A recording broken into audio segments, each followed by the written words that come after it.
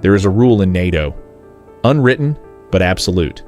You do not buy weapons from the enemy. Every member understands it. Every member follows it, except one. In the summer of 2019, Erdogan did something that no leader of a Western alliance had done in 70 years of Cold War history and post-Cold War history combined. He looked Washington directly in the eye, signed a contract with Moscow for the S-400 missile defense system, and waited to see what would happen. The S-400 is not a symbolic purchase. It is the most advanced anti-aircraft system Russia produces. It is specifically engineered to track, identify, and destroy NATO aircraft. When you plug it into a NATO member's military grid, you are handing Russia a map of how the entire alliance defends itself. Every frequency, every radar signature, every blind spot. Washington's response was swift and furious. Turkey was removed from the F-35 program immediately. $12 billion in contracts gone overnight. Sanctions were threatened. NATO ambassadors held emergency sessions. Congressional leaders called it a betrayal. Then the weeks passed. Then the months. No suspension. No expulsion. No sanctions ever materialized. Erdogan showed up at the next NATO summit, smiled at the cameras, and voted on alliance decisions like nothing had happened. Here's what that moment actually meant. A country of 85 million people sitting at the intersection of Europe, Asia, and the Middle East had just discovered something worth more than any weapons system on Earth. It had discovered that it was too important to punish. That realization would change everything that came next. There is a body of water so strategically important that 3 empires collapsed fighting over it. The Romans wanted it. The Ottomans built their entire civilization around it. Hitler listed capturing it as a primary objective in 1941 and failed. Today, it belongs to Turkey. And Turkey alone decides who passes through it and who does not. The Bosphorus and the Dardanelles are the only maritime connection between the Black Sea and the Mediterranean. For Russia, this is not a geography lesson. It is an existential choke point.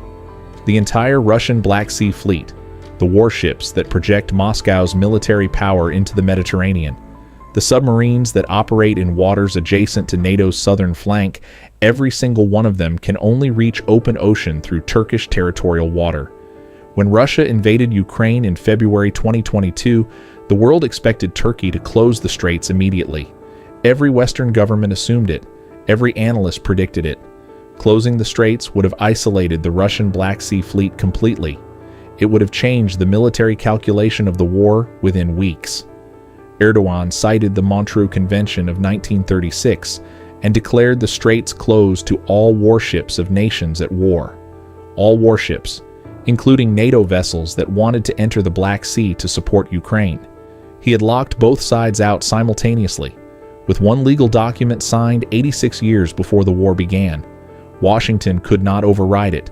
Brussels could not override it, because the convention gives that authority to exactly one country, and that country had just demonstrated with perfect composure that it answers to the treaty and not to the alliance. In March 2022, the European Union published the most comprehensive sanctions package in its history. Thousands of Russian individuals and entities cut off from the global financial system. Russian banks disconnected from SWIFT. Russian goods banned from European ports. Western companies given 90 days to exit Russia completely. The architects of the sanctions called it an economic siege. They were not wrong. For most of the world, the wall was real. But if you looked at a map of global trade flows in the months that followed, you would notice something unusual. Goods kept moving. Microchips, machinery, luxury cars, industrial equipment, all of it kept finding its way into Russia at volumes that should have been impossible. And if you trace the shipping routes, the invoices, the port records, almost every trail led to the same place, Istanbul. Between February 2022 and the end of 2023, Turkish exports to Russia increased by 87%. Specific categories were extraordinary. Electrical machinery up 150%, vehicles up 200%. Dual-use technology that had been specifically banned by Brussels was transiting through Turkish ports and arriving in Moscow with Turkish customs stamps that made it legally untraceable under European law. Western intelligence agencies tracked every shipment. Western governments sent delegation after delegation to Ankara asking Erdogan to stop. He received them politely. He served them tea. He explained that Turkey was a sovereign nation conducting legal trade with a neighboring country. Then he sent them home and the shipments continued. The sanctions had promised Russia an economic siege. What they delivered instead was a minor inconvenience with a very comfortable back door. And the man holding that door open was collecting something far more valuable than trade revenue. He was collecting leverage over everyone simultaneously. In the summer of 2022, the world was facing a food emergency that most people in wealthy countries never fully registered. Ukraine and Russia, together, produce nearly a third of the world's wheat supply.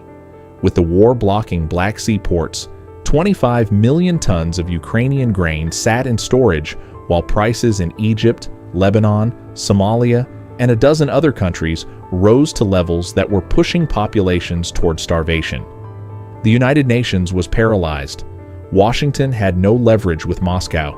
Brussels had no communication channel.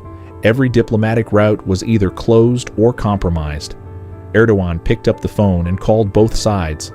What followed was the Istanbul Grain Initiative of July 2022, a deal that opened a humanitarian maritime corridor through an active war zone secured by Turkish naval oversight, administered through a joint coordination center in Istanbul, and signed by Russia, Ukraine, Turkey, and the United Nations simultaneously. The only agreement of the entire war that both Moscow and Kyiv signed on the same day, in the same room. The grain moved. 45 million people in the most vulnerable countries on Earth received food that would not have reached them without this deal. That number is not an abstraction.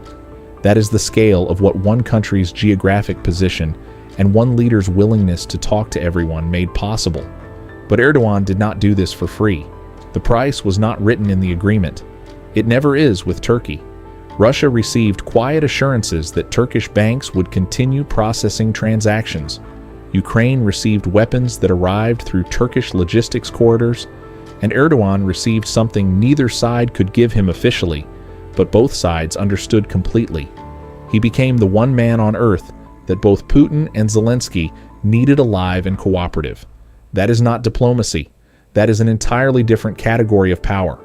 Turkey has no oil wealth like Saudi Arabia, no nuclear arsenal like Russia, no manufacturing dominance like China, no reserve currency like America. It is a country of 85 million people with a mid-sized economy, significant debt problems, and a currency that lost 80% of its value in 5 years. And yet, it is sitting at every table that matters. What Erdogan built is not an alliance. It is not a bloc. It is a methodology. The core principle is simple enough to fit in one sentence. Never be so committed to one side that the other side stops needing you. NATO needs Turkey for the Straits, for the southern flank, for the largest standing army in the alliance after America. Russia needs Turkey for the sanctions corridor, for the grain deal, for the one NATO voice that never voted to isolate Moscow. Ukraine needs Turkey for weapons, for mediation, for the grain corridor that kept its economy breathing. Every single player believes Turkey is quietly leaning toward them. That belief is the entire product. Today, this model has students. Hungary inside the EU runs the same playbook. Kazakhstan, sitting between Russia and China, has spent 3 years carefully building the same strategic ambiguity. Serbia, Azerbaijan, Vietnam.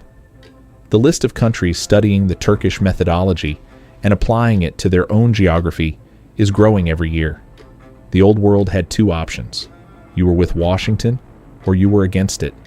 The new world has a third option, and Turkey did not discover it by accident. It built it deliberately, tested it under real pressure, and proved it works. In a world that is rapidly reorganizing itself, the most valuable thing a country can own is not a weapon or a resource. It is the one thing Turkey has mastered completely, the art of being indispensable to everyone at once. If this video changed your view of world politics, give it a like. It really helps the channel. Let me know in the comments, do you think other countries can emulate Turkey's model? I read every comment. Subscribe. The next episode will be even tougher.